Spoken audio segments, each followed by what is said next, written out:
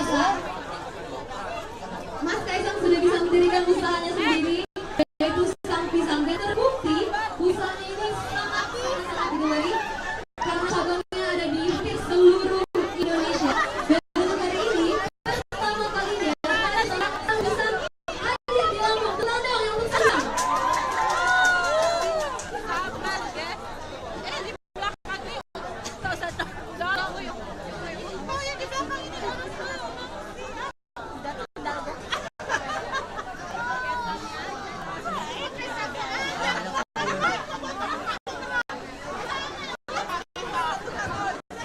Lagi selamat datang untuk Mas Kaisang Pangarep.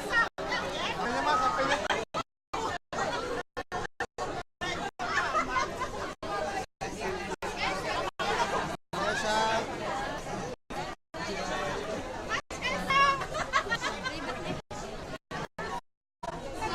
untuk owner dan juga founder dari Sang Pisang, Mas Kaisang Pangarep. Walaupun udah baru 2-3